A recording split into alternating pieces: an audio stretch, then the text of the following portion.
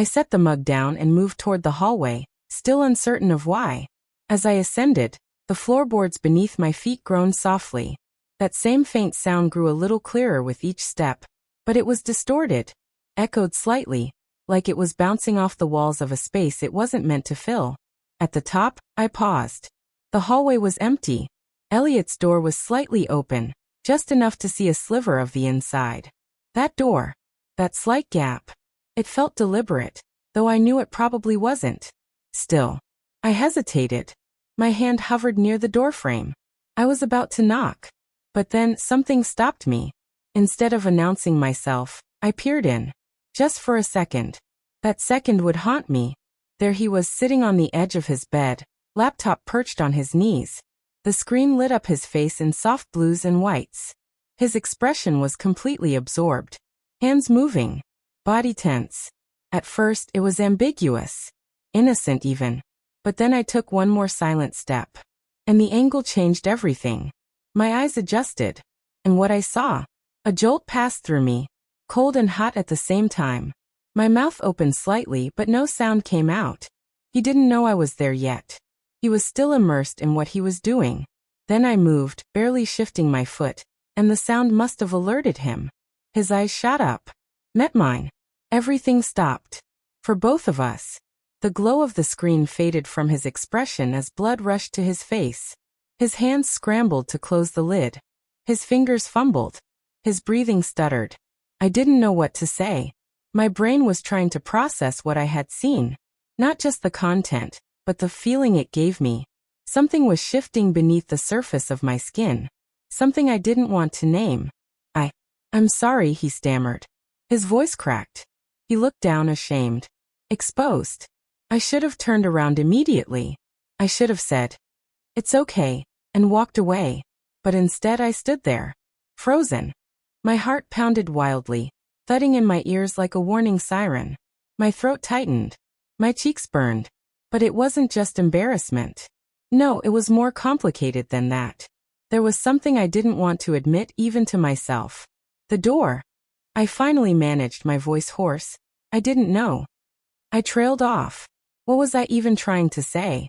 He looked like he was waiting for me to punish him. To lash out. To be horrified. But I wasn't. I couldn't be. Because in that moment, I realized something terrifying. I wasn't horrified at all. I was curious. And that realization scared me more than anything I had seen. I stepped back quickly, placing a hand against the wall to steady myself. My knees felt weak, and my breath came shallow. I forced myself to move, down the hallway, down the stairs. Each step felt like dragging a secret behind me. In the kitchen, I leaned against the counter. What the hell just happened? Why didn't I stop myself? Why didn't I look away? My hands trembled as I ran them through my hair, trying to pull myself together. But the truth clawed at my thoughts. Something inside me had responded. And no matter how I tried to bury it, that response was still there, buzzing, whispering, spreading. I had seen him in a way I wasn't meant to. But it wasn't just what I saw. It was what I felt. And that changed everything. They say the moments that change your life forever don't come with warning signs. There's no drumroll. No dramatic thunderclap. Just a quiet second that sneaks up on you almost like a whisper, and suddenly nothing is ever the same again. It was an ordinary afternoon. The kind of afternoon you forget the moment it ends. The sun was sinking, its golden light slanting lazily through the windows. The house was quiet. George was still at work, and the only sounds came from the occasional creak of the wood floor or the distant chirp of birds. I was folding laundry in the living room, sipping on a lukewarm cup of tea that had gone cold from neglect. The stillness in the house had a strange weight to it. Not oppressive, just thick. Heavy in a way that made me hyper-aware of my own breathing. Then, faintly, almost imperceptibly, I heard something. A low sound. Like the rhythm of a video, a muffled voice, or maybe a beat. It drifted from upstairs, subtle and fragile like smoke. I paused, listening. It was coming from Elliot's room. Elliot. That name alone made something in my chest tighten. He'd been living with us for the past couple of years. George's nephew. 23. Polite. Reserved. And yet there was something about him that always seemed to carry a subtle electricity. Like a storm cloud that never quite burst.